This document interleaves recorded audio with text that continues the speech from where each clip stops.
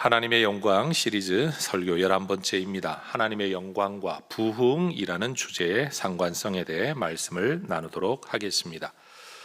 교회에서 부흥이라는 표현을 사용할 때 많은 분들이 오해하는 특별한 두 가지 오해가 있는 것 같습니다. 첫 번째는 부흥을 이야기하면 항상 교회 성장을 생각하는 겁니다. 부흥은 교회 성장을 말하는 것이다 라는 것은 오해입니다.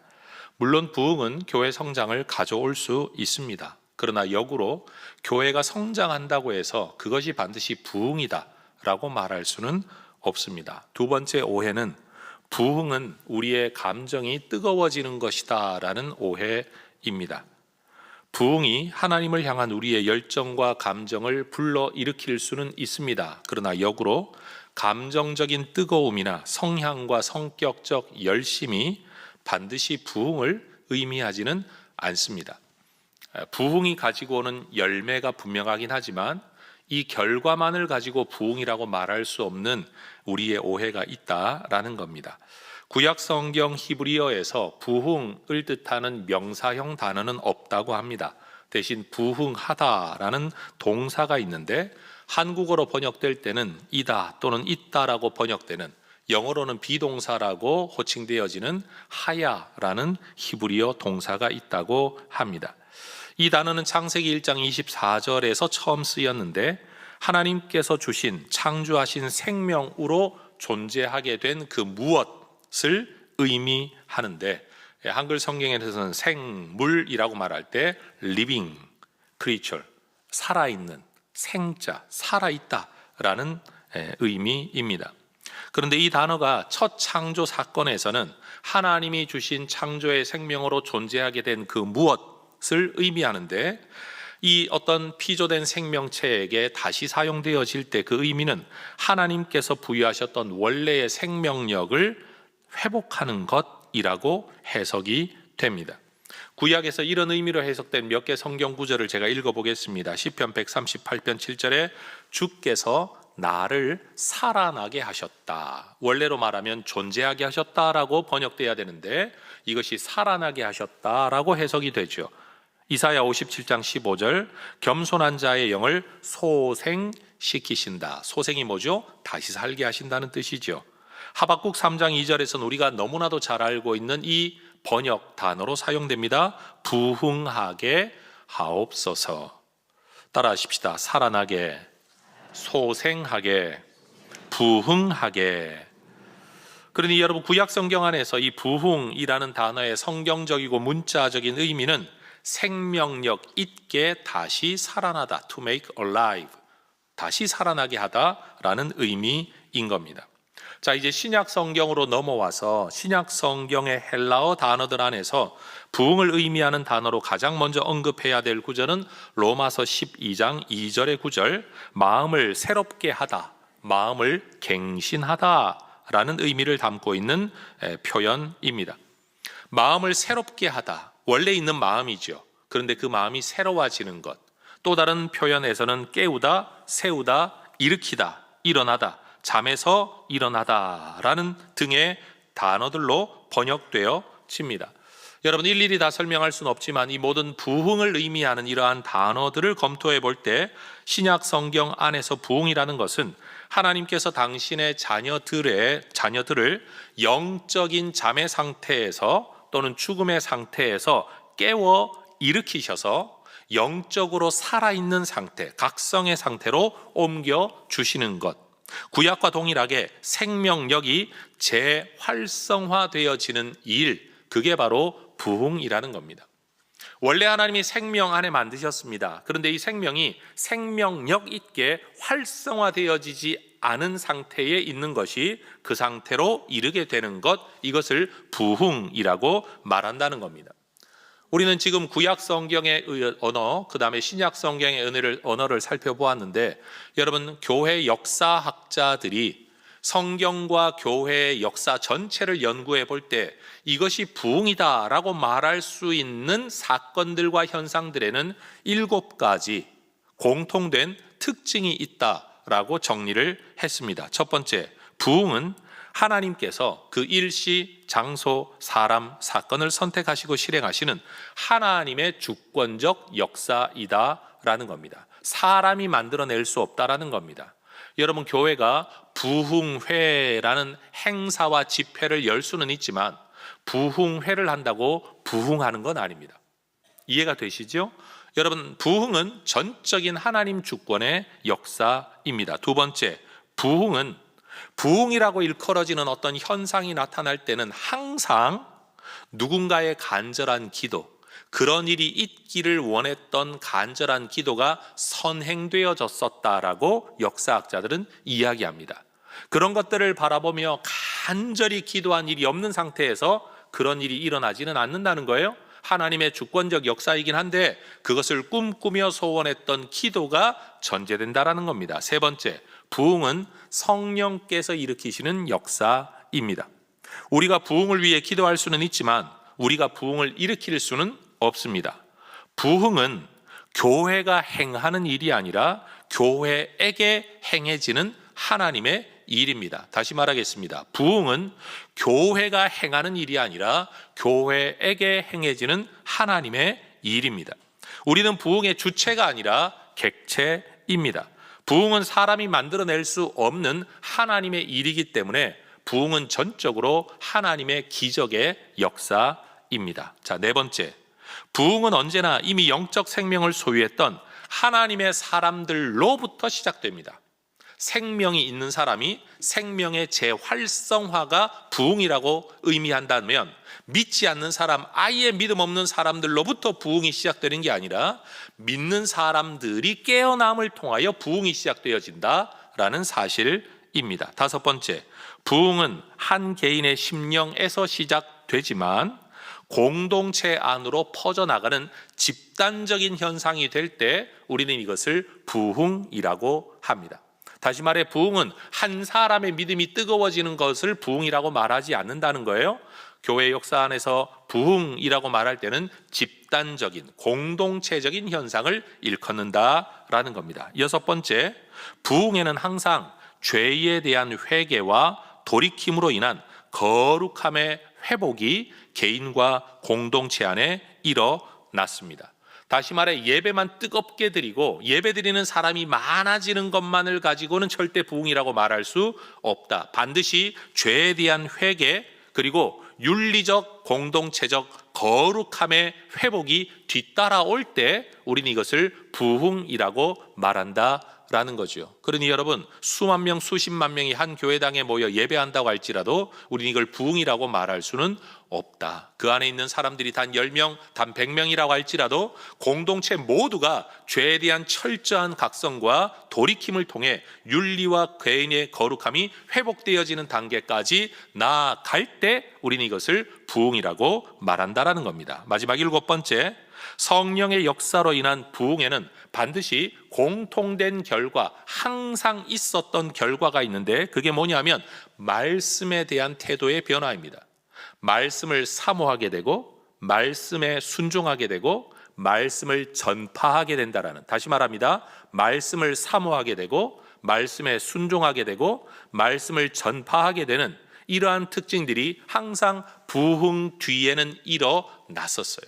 그러다가 보니까 부흥 뒤에 이 말씀의 전파를 통해 순종하고 회개하고 거듭난 사람들의 말씀 전파를 통해 사람들이 이 믿음 안에 여러분 구름대처럼 들어오게 되는 일들이 당연히 일어나게 되는 거죠. 그러니 처음에 말했던 바 교회 성장이 부흥은 아닙니다.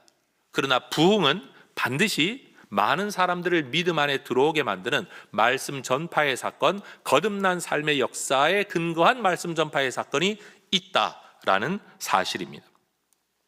자, 저는 지금 부흥이라는 개념에 대한 성경신학적, 교회 역사학적 개요를 설명해 드렸습니다. 근데 저는 여기에 한 주제를 더하고 싶은 거죠. 저는 오늘 엘리야의 이야기를 통해 이러한 부흥의 역사는 하나님의 영광의 사건, 하나님께서 자신을 세상 가운데 나타내시는 이 하나님의 영광의 사건을 통해서만 이 땅에 임한다는 이야기를 여러분에게 나누고 싶은 겁니다. 따라하십시다. 부흥은 하나님의 영광을 통해서만 옵니다. 그래요. 하나님의 영광, 다시 정의합니다. 하나님께서 이 세상 가운데 자신을 나타내 보이시는 사건, 이게 바로 하나님의 영광의 사건인 겁니다. 하나님께서는 엘리야를 통해 아합 왕에게 하나님의 말씀이 임할 때까지 비와 이슬도 내리지 않게 될 것을 선포하셨습니다. 그리고는 엘리야를 그릿 시내가에 숨게 하시고 까마귀를 통해 먹이시며 하나님의 때를 기다리게 하셨습니다. 얼마 후 엘리야의 선포로 시작된 가뭄 때문에 엘리야가 피해 있었던 그 그릿 시내가도 메말라 버렸습니다. 그러자 하나님께서는 엘리야에게 바알 우상을 섬기는 땅이었던 시돈에 속한 사르밧이라는 지역의 한 과부의 집으로 그를 보내겠다고 말씀하십니다. 그리고는 그곳에서 그 과부를 통해 너를 먹게 하고 거처하게 하겠다 말씀하십니다. 엘리야가 그 땅 그 여인에게 가보니 여러분, 이 가정은 지극히 가난해서 마지막 남은 한 끼를 먹고는 이제는 죽으려고 했던 정말 비참한 가정의 형편이었습니다. 그런데 엘리야는 그 지독히 가난한 여인의 집에 기름과 곡식가루가 끊어지지 않는 기적을 나타내도록 하나님이 엘리야를 통해 역사하십니다. 그리고 이 기적을 통해 그 여인은 자기와 자기의 아들만 먹고 사는 게 아니라 엘리야도 먹을 수 있도록 그를 공개하고 돌보게 되었습니다. 하나님께서 행하시는 이 일을 여인의 입장에서 바라보면 하나님은 여인이 가진 것에 근거해 사명을 맡기신 게 아니라 그에게 맡기실 사명에 근거해 그에게 능력과 은혜를 베푸셨습니다. 여러분 기억하십시오. 우리가 교회 안에서, 교회 역사 속에서 이런 문장 표현이 하나 있습니다. 능력에 맞는 사명을 구하지 말고 사명에 맞는 능력을 구해라. 우리가 하나님을 섬길 때 하나님이 기뻐하시는 일인 줄 알면서도 내 형편이 그렇지 못하니, 내 능력이 부족하니, 내가 부족하니 라는 말로 그 일 자체를 자꾸만 미루게 되는 것, 이건 믿음의 모습이 아니라는 겁니다. 이 여인을 한번 보십시오. 이 여인이 엘리야를 섬기고 공개하겠다고 자원한 것도 아닙니다.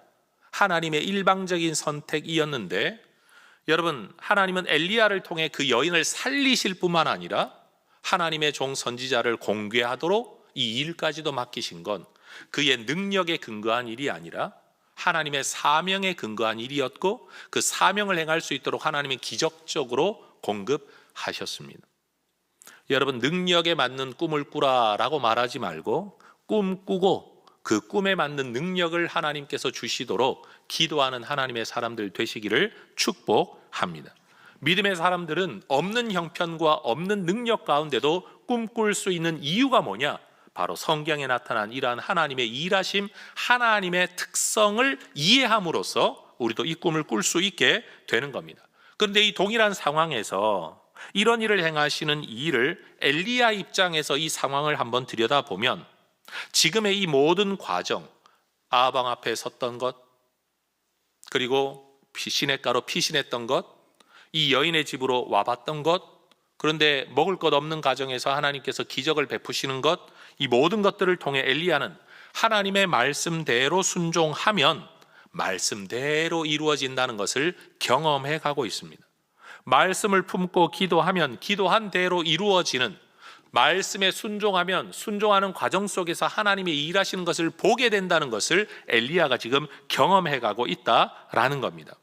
하나님은 부흥을 행하시려고 엘리야를 영적 생명력을 가진 사람으로, 재활력의 힘을 가진 사람으로 지금 준비하고 훈련시키고 키워가고 계신 겁니다.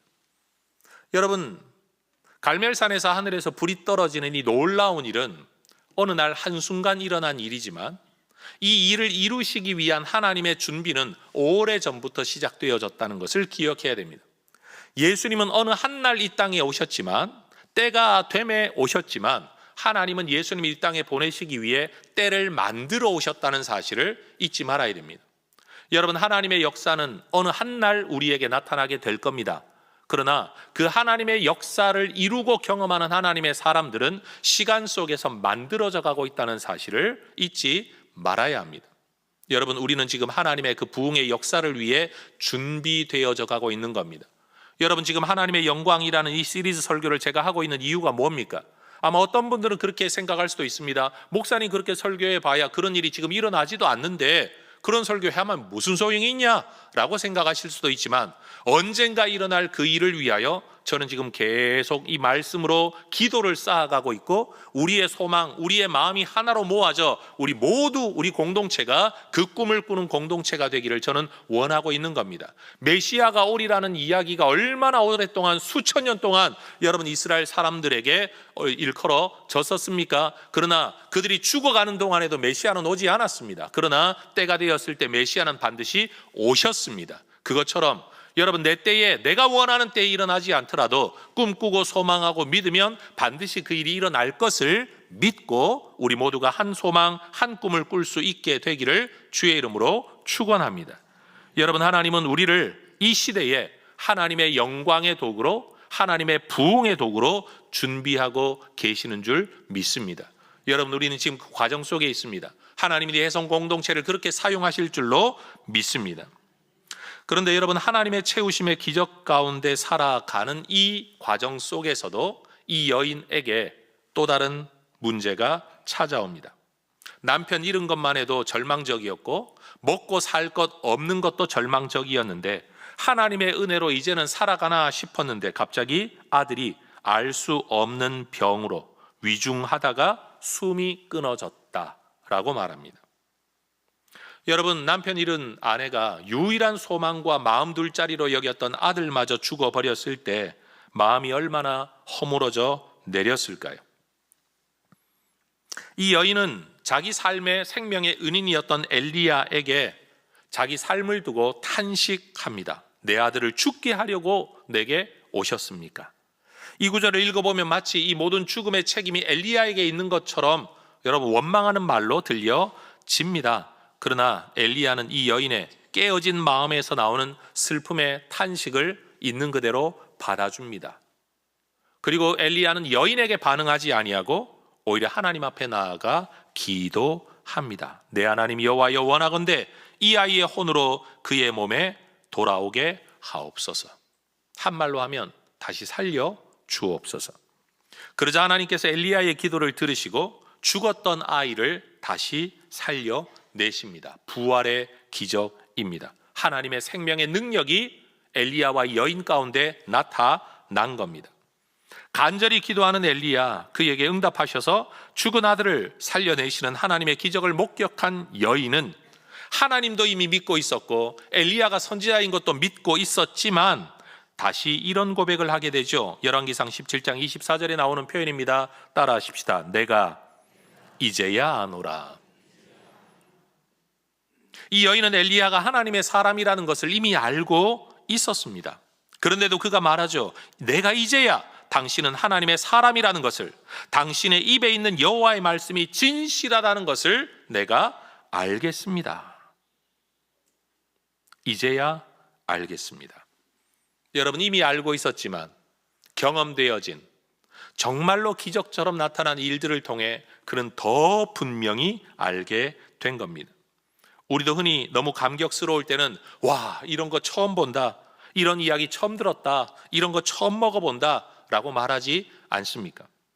제가 우리 교회를 섬기는 동안 여러분 가끔씩 어른들께 식사 대접할 때 여러분 어른들이 그런 말씀 하시더라고요. 와, 담임 목사님한테 밥 얻어먹는 거 생전 처음이라고. 그런데 제가 사드린 게 몇 번 기억이 있는데 그걸 처음이라고 말씀하실 때 얼마나 제가 빈정상하고 속으로 마음 상했는지 몰라요? 근데 지금은 이해해요. 그냥 너무 고맙다, 처음인 것처럼 감사하다, 제가 이렇게 해석했습니다. 해석 잘한 거 맞죠? 네. 지금 이 여인도 여러분 지금 말하고 있는 내용, 하나님인 거 알고 있고 하나님 그런 능력이 있는 거 알고 있었지만 그게 내게 일어날 때 내가 진짜 우리 하나님 생명의 주인이시라는 거 이제야 알겠습니다. 엘리야의 말을 통하여 통에 여러분 가루 떨어지지 않고 병에 기름 떨어지지 않은 거, 그걸로 지금 먹고 사는 사람, 엘리야가 얼마나 대단한 하나님의 사람인가를 알고 있었죠. 근데 당신의 입이 진실한 말, 하나님의 말씀을 하는 사람이라는 것을 내가 이제야 알겠습니다. 여러분, 이런 감탄사가 많아지는 인생이 믿음에 부유한 인생이라고 믿습니다. 자, 따라하십시다. 복된 인생은 감탄사가 많은 인생입니다. 다시요. 믿음이 충만한 인생은 감사가 충만한 인생입니다. 여러분, 우리도 이 여인처럼 우리에게 날마다 새로운 하나님의 은혜의 경험을 통해서 내가 이제야 아노라 라는 이 감탄사가 여러분 끊이지 않기를, 많아지기를 주의 이름으로 축원합니다. 예배가 너무 좋아, 교회가 너무 좋아, 난 우리 교회 성도들이 너무 좋아. 여러분, 이런 말들이 끊이지 않고 일어난다면 그것처럼 행복한 삶이 어디 있겠습니까? 여러분, 우리가 직면하는 어떤 문제이든지, 문제는 문제이지만 그 문제를 통해 하나님이 드러나고 우리가 하나님의 사람인 것이 드러나게 된다면 얼마나 좋을까요? 그러니 문제를 만날 때 문제만 가지고 고민하지 말고 이 문제 속에서 하나님이 나타나고 내가 누구인가가 나타나고 하나님의 은총으로 내가 더 새로워져 내가 이제야 아노라라는 찬송과 감사가 더 많아지기를, 그 방향을 가지고 기도하는 하나님의 사람들이 될 수 있기를 원합니다. 그래서 저는 우리 해성교회를 두고 기도할 때 여러분, 우리가 정말로 세상으로부터 들어야 할 말, 우리가 들어야 할 말이 뭐죠? 내가 이제야 해성교회가 진짜 하나님의 교회요, 해성교회가 전하는 하나님의 말씀이 진실한 줄 알겠다. 여러분, 세상으로부터 이런 말을 듣는 우리 교회 공동체가 될 수 있기를 소망합니다. 여러분, 이러한 은혜와 기적의 경험 안에서 3년의 시간이 흐릅니다. 아합을 피해 숨으라고 하셨던 하나님께서 엘리야에게 이제는 아합을 찾아가라 라고 말씀을 하십니다. 아합 왕 앞에서 내 말이 없으면 수년 동안이나 비도 없고 이슬도 없을 거라 라고 외쳤던 엘리야, 사르밧 여인에게 여호와가 비를 지면에 내리는 날까지 그 통에 가루가 떨어지지 아니하고 그 병에 기름이 없어지지 아니하리라고 외쳤던 그 엘리야가 이제 3년 6개월 만에 아합 왕 앞에 나타나 이방의 선지자들을 한 산으로 모아달라라고 요청하는 겁니다. 칼이 아닌 기도로 싸우는 갈멜산의 전투는 그렇게 시작되었습니다. 여러분, 이 자리에 어떤 모습일지 머릿속으로 한번 그림을 그려보십시오. 왕의 호의와 비호를 받으며 영화로움과 위엄을 나타내는 호화로운 종교인의 구별된 옷을 입고 등장하는 바알과 아세라를 섬기는 850명.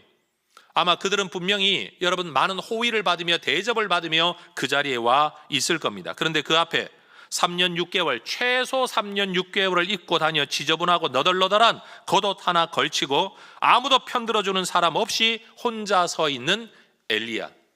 숫자적으로도 850대 1입니다. 여러분, 하고 있는 행색을 보더라도 여기는 대접받는 사람들, 여기는 아무것도 없는 사람들. 아마 그들을 양쪽에 두고 여러분 아합 왕은 왕의 의자 위에 앉아 있었을 가능성이 높습니다. 이 일이 어찌 되나 두고 보자며 850명에게는 은근한 격려의 눈빛을, 엘리야에게는 혐오와 질시의 눈빛을 보내는 권력자 아합 왕이 그 자리에 있었을 겁니다. 그리고 아마 그들을 둘러쌌든지 아니면 왕의 반대편에 큰 구경거리가 생겼다며 모여든 이스라엘 백성들이 있었겠죠. 엘리야는 그 많은 숫자와 세력 앞에 단 혼자 서서 굴하지 않고 이스라엘 백성들에게 외칩니다. 열왕기상 18장 21절에서 엘리야가 했던 말이 뭡니까? 너희가 어느 때까지 둘 사이에서 머뭇하려느냐? 여호와가 만일 하나님이면 그를 따르고 바알이 만일 하나님이면 그를 따를지니라. 엘리야는 지금 이스라엘 백성들에게 하나님께로 돌이켜라, 회개해라, 하나님을 향한 믿음을 회복해라, 하나님 사랑을 회복해라, 다시 말해 회복해라, 원래 너희가 있어야 될 자리, 창조된 자리, 은혜 받은 그 자리로 돌아오라. 한 단어로 하면 부흥을 이야기하고 있는 겁니다. 그리고는 돌아서서 850명의 바알과 아세라 선지자들을 향해 역사상 존재하지 않았던 영적 대결을 신청하죠. 너희는 너희대로 나는 나대로 바쳐드릴 제물을 올려놓고 그 위에 불이 임하면 불로 응답하는 신, 그가 하나님이다. 대결하자. 여러분, 엘리야는 하나님으로부터 무슨 사인을 받았는지 성경은 기록하지 않습니다. 도대체 무슨 확신과 배짱으로 이런 제안을 할 수 있었는지 모르겠습니다. 이제 엘리야의 제안 때문에 누가 진짜 하나님인지 누가 진짜 선지자인지를 판가름 지을, 그리고 이 일의 끝에는 지는 사람들은 다 목숨을 내어 놓아야만 하는 영적 대결이 시작되었습니다. 먼저 기도를 시작한 쪽은 850명입니다. 바알과 아세라의 선지자들이 기도합니다. 열왕기상 18장 26절을 보면 그들은 아침부터 낮까지 바알의 이름을 불렀다라고 말을 합니다.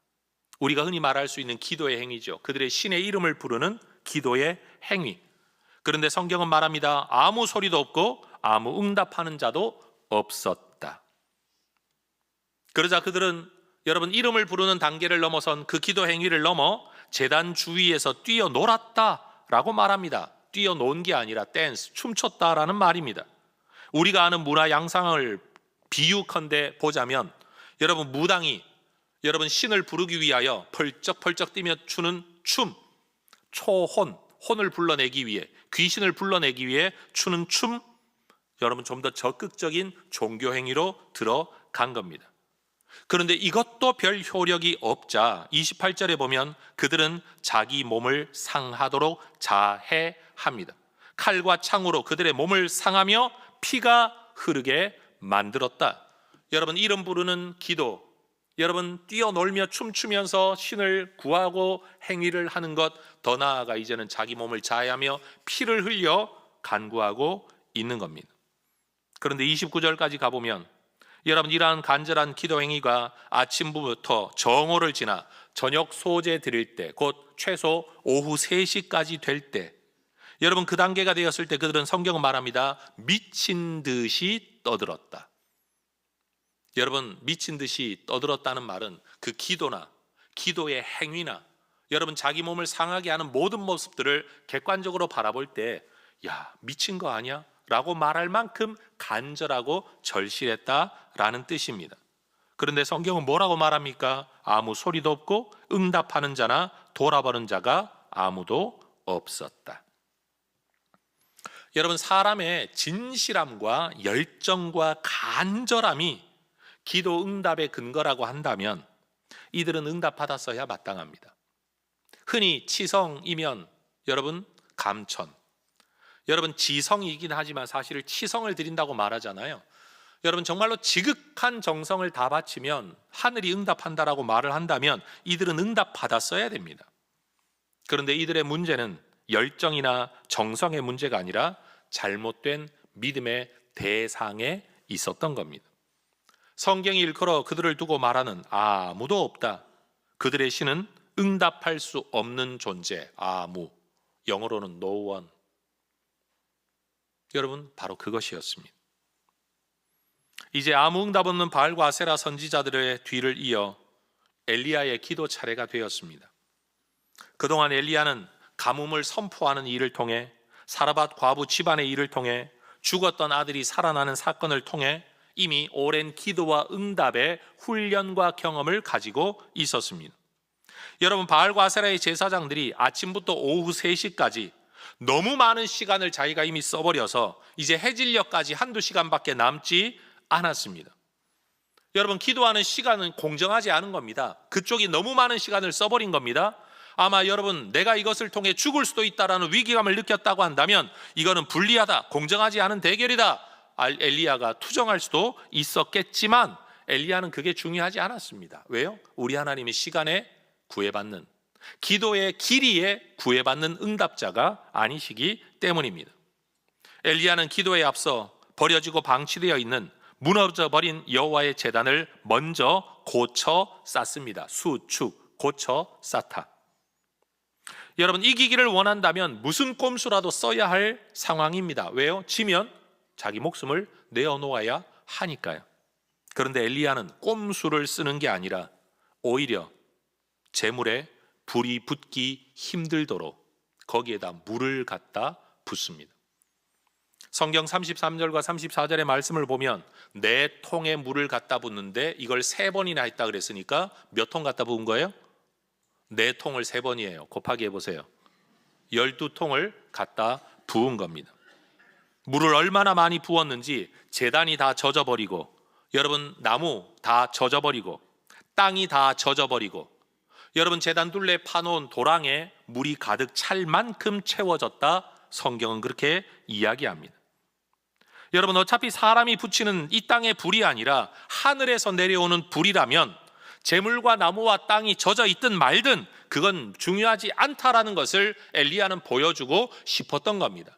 사람의 간사한 꾀로 만들어지는 마술과 같은 불이 아니라 진짜 하나님께서 주시는 불이라면 붙을 수 없는 상황에서 붙는 것, 엘리야는 그걸 더 극적으로 보여주고 싶었던 겁니다.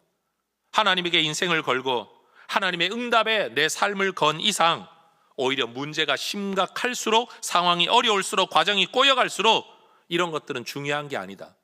우리는 기도하다가 상황이 나빠지면 하나님 어떻게 이럴 수 있습니까? 라고 말을 하는데, 진짜 하나님의 응답을 믿는 사람이라면 기도하는 과정에 상황이 나빠지더라도 이건 중요한 게 아니다. 어차피 응답하시려면 지금 응답하실 수도 있고, 나빠져서도 고칠 수 있고, 죽어버려도 살릴 수 있는 분이 하나님이시라고 엘리야는 믿었던 겁니다. 여러분 우리가 직면한 돈의 문제 많이들 경험하고 계시죠? 하나님의 도우심으로만 해결 가능하다라고 말은 하고 기도는 하면서도 여러분 1억은 어떻게 될 것 같은데 100억은 절대 안 돼 라고 생각하는 게 우리의 사고방식 아닙니까? 이 정도는 될 거라고 기도하면 될 거라고 말하면서 그건 기도해봐야 소용없어, 우리가 말하는 게 인간 아닙니까? 여러분 문제의 핵심은 살아계신 하나님께서 응답하실 참된 믿음의 기도를 드리는 데 있는 거지, 실현 가능성을 우리가 계산하는 데 있는 게 아닙니다. 우리 해성 공동체는 이런 믿음 안에 역사하시는 하나님의 은혜를 이 언더우드 기념관의 건축 과정에서 저는 이미 경험했을 거다, 이미 성도님들이 다 보셨을 거라고 믿고 있습니다. 이 일이 가능하도록 이렇게 계산하고 저렇게 계산해서 이런 방법 저런 방법을 쓰면 되지 않겠습니까?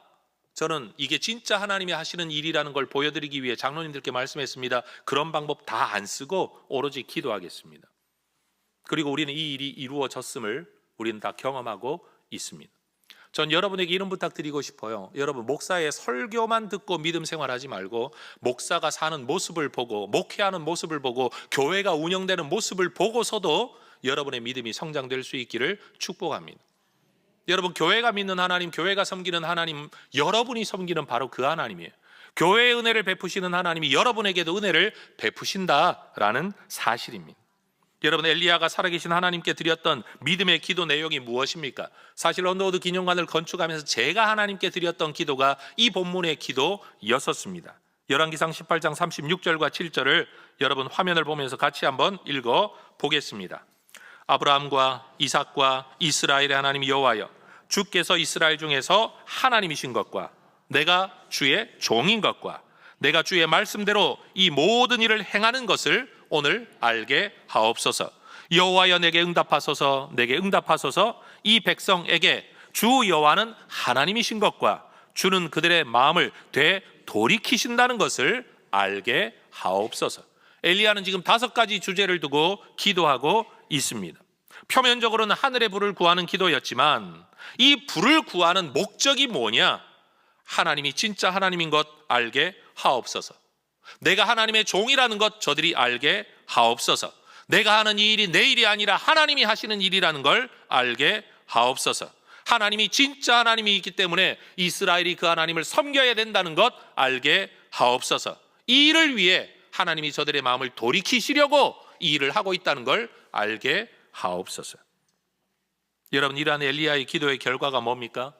첫 번째 표면적 결과는 하늘에서 불이 내린 겁니다. 18장 38절이 말하는 것처럼 여호와의 불이 하늘로부터 땅에 내렸습니다.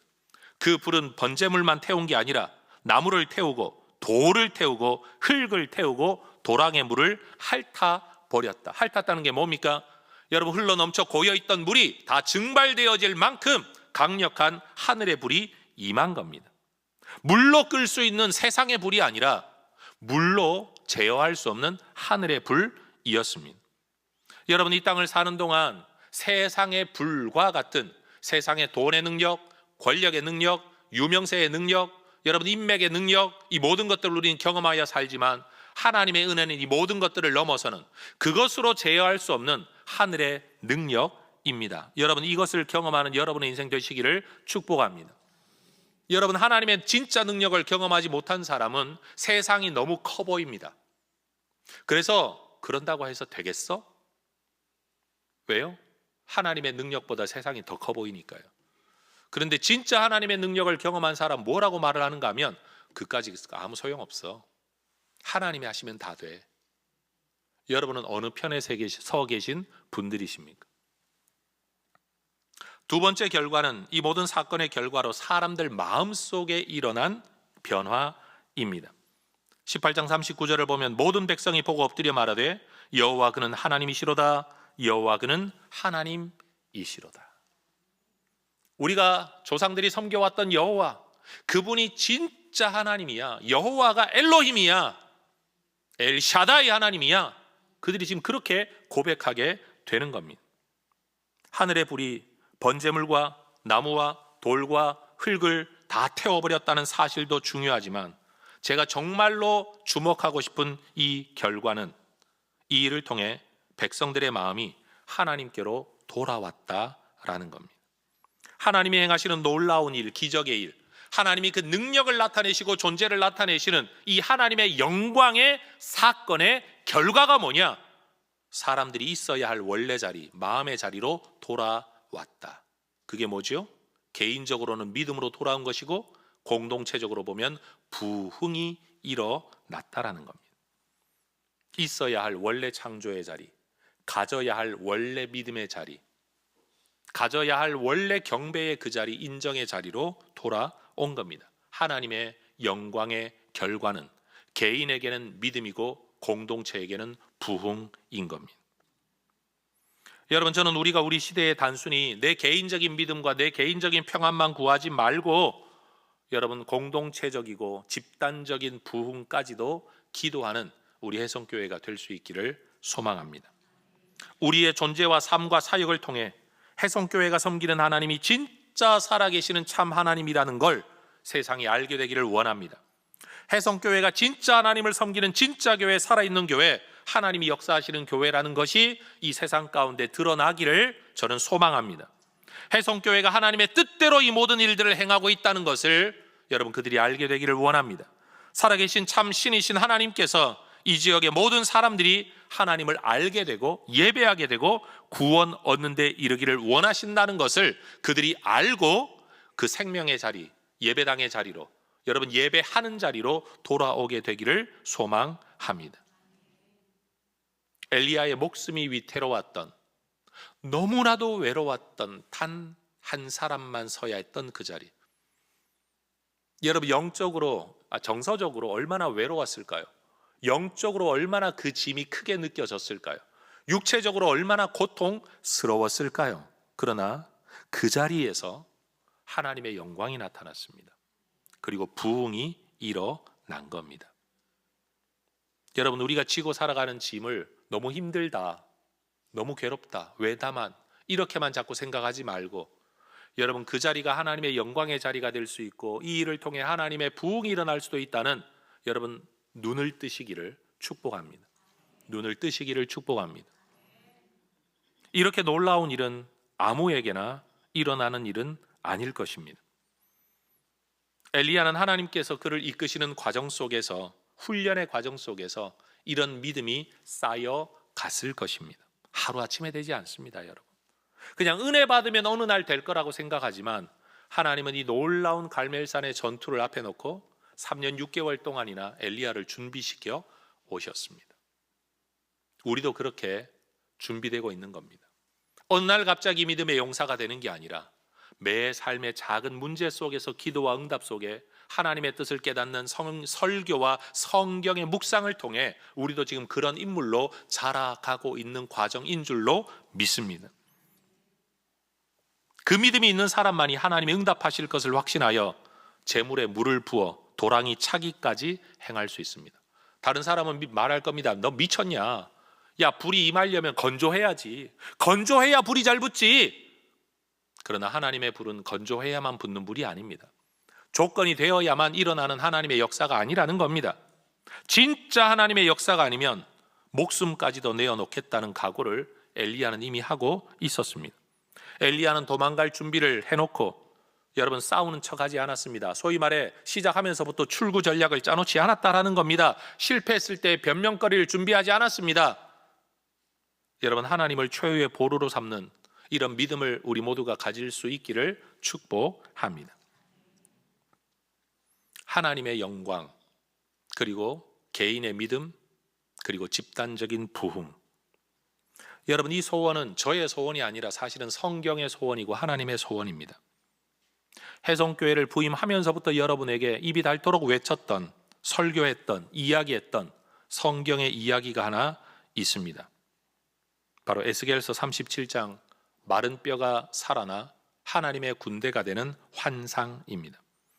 하나님은 직설적인 언어로만 말씀하시는 게 아니라 그림과 환상으로도 말씀하십니다. 우리 하나님은 MBTI의 양면을 다 가지고 계신 여러분 온전하신 하나님이신 줄로 믿습니다. 인간은 그 부분을 반영하기 때문에 한쪽 특성만 강조되지만 하나님은 모든 것을 가지고 계십니다. 엘리야가 이 제물과 제단에 물을 부어 불 붙기 어려운 상황을 만들었지만 하나님은 거기에 불을 붙이셨습니다.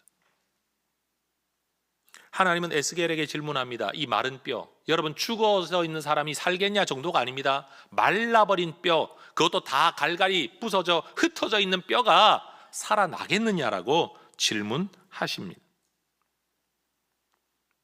하늘의 생명의 주인이신 하나님이 다시 살게 하실 때, 소성케 하실 때, 부흥케 하실 때 여러분 마른 뼈도 군대도 일어서게 될 것을 에스겔도 믿었습니다. 주께서 하십니다. 이 말은 주님이 뜻하시면 다 그렇게 됩니다. 여러분 자신을 돌아볼 때 도무지 내 안에 믿음이 생기지 않고 자라지도 않아서 여러분 탄식이 되십니까? 여러분 옆에서 지금 함께 예배 드려야 될 여러분의 배우자가 도무지 믿음이 없어서 도대체 언제나 이 예배당에 나와 하나님 섬길까? 여러분 눈물을 흘려 탄식하고 계십니까? 여러분의 자녀는 믿음의 자리, 예배 자리를 다 떠나버려가지고 오히려 예배 드리는 여러분을 조롱하고 있습니까? 나를 보나 내 아내를 보나 남편을 보나 내 자녀를 보나 내 부모를 보나 내 주변의 친구들을 보나 형제를 보나 도무지 불이 붙지 않을 것 같은 마른 장작들입니까? 여러분 여기에서 우리는 소망을 가져야 됩니다. 마른 장작이 아니라 마른 뼈와 같은 그들이라고 할지라도 하나님께서 자신을 나타내시는 하나님의 영광의 사건 앞에 서게 되면 누구든 하나님의 군대로 일어서게 될 것을 우리는 믿어야 합니다. 그리고 그것을 기도해야 합니다. 이미 죽어버린 생명, 말라버린 뼈, 어느 누구도 생명력을 기대할 수 없는 상태, 하나님은 바로 그런 자리에서 하나님의 종을 통하여 말씀을 통하여 성령을 통하여 생명을 부여하시는 겁니다.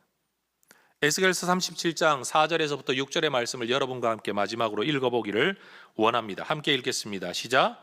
또 내게 이르시되 너는 이 모든 뼈에게 대언하여 이르기를 너희 마른 뼈들아 여호와의 말씀을 들을지어다.